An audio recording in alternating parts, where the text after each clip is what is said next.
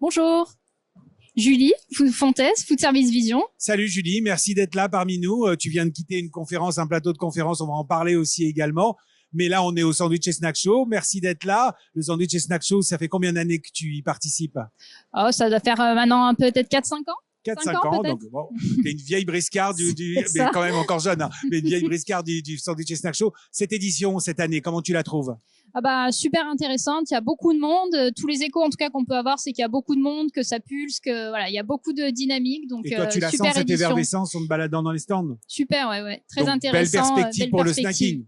Le snacking, c'est un sujet que vous maîtrisez bien également chez Food Service Vision. Raconte-nous un peu Food Service Vision, ce que vous apportez aujourd'hui sur ce marché de la restauration dans son ensemble et puis sur le snacking également. Bah, Food Service Vision, on est un cabinet d'études et de conseils. On travaille nous spécifiquement sur le marché de la restauration, donc restauration au sens large, mais effectivement avec un gros focus sur la restauration rapide, qui est quand même le gros du marché, qui est un segment qui s'est beaucoup développé ces dernières années. Donc c'est vrai qu'on travaille beaucoup sur ce marché-là et qu'on observe voilà depuis maintenant un certain nombre d'années, qu'on voit évoluer et qu'on voit se développer depuis plusieurs années. Donc beaucoup d'insights, beaucoup de résultats, beaucoup de chiffres, beaucoup d'analyses que vous produisez aujourd'hui sur ce marché. Tout à fait. Dans ces analyses-là, il y a bien entendu le snacking. Tu l'as évoqué, le snacking progresse significativement et de façon exponentielle au fil du temps. Qu'est-ce qu'attend aujourd'hui un consommateur et qu'est-ce que produit apporte le restaurateur comme solution, comme tendance sur le snacking actuellement? Qu'est-ce que tu vois toi au quotidien? Bah le consommateur, il attend finalement de se faire plaisir quand même, et c'est ce qu'on voit aujourd'hui depuis la crise. Finalement, on parle beaucoup d'arbitrage, on parle beaucoup de consommateurs qui réduisent un petit peu leur consommation, mais finalement, quand ils consomment hors domicile, ils ont envie de se faire plaisir, et du coup, le snacking, ça répond vraiment à cette tendance aussi. Ils se font plaisir, ils ont envie de choses réconfortantes, ils ont envie on voit que la comfort food finalement, c'est ce qui marche aussi, et on voit on parle beaucoup de tendances saines, healthy, etc. Mais finalement, ce qui marche aujourd'hui, c'est les burgers. C'est ce qui est réconfortant. Et puis Michael de chez nous a parlé il y a pas très longtemps aussi sur une conférence en expliquant quelles étaient un peu les tendances, et voilà, on retrouve finalement cette tendance, le burger, le hot dog, se faire plaisir. Ça va rendre la restauration de plus en plus plaisir et éviter qu'elle soit de plus en plus fonctionnelle, parce que c'est un danger qu'elle devienne trop fonctionnelle.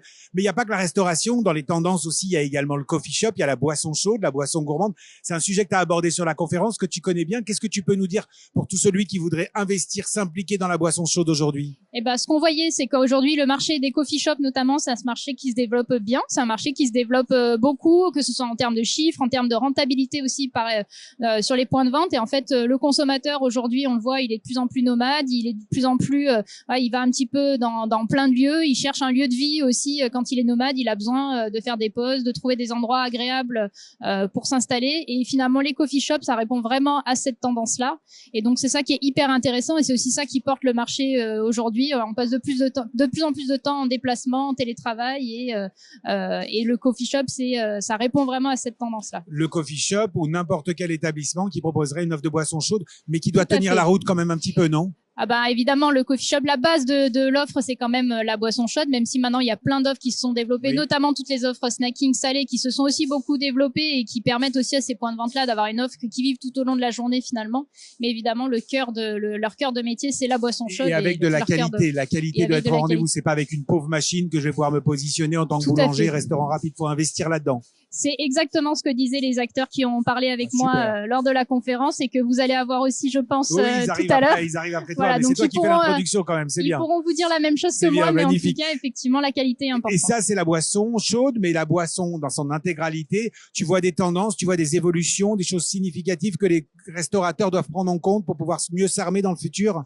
Aujourd'hui, ce qu'on voit, c'est que finalement, sur un marché qui est pas toujours simple, la boisson, en fait, elle performe bien, elle performe notamment sur des moments festifs, sur les moments de convivialité. On parlait de se faire plaisir tout à l'heure en snacking, et c'est pareil sur la partie boisson. Finalement, ce qui marche, c'est la boisson où on va se faire plaisir, on va sortir de chez soi, un petit peu moins sur de la consommation fonctionnelle, par exemple. Et toutes ces boissons, notamment, qui répondent à ces tendances festives et qui peuvent se consommer sur ces moments-là, c'est ça aussi qui fonctionne. Et qui participe potentiellement à l'expérience de l'établissement indirectement. Et qui participe à l'expérience de l'établissement, évidemment, puisqu'on le voit aujourd'hui, l'expérience est hyper important sur ce marché. Formidable, Julie, c'était très clair. Merci beaucoup. On compte sur Food Service Vision, puis sur toi également l'année prochaine sur le salon. Tu reviens nous voir. Avec plaisir. Merci beaucoup, Julie. À très bientôt.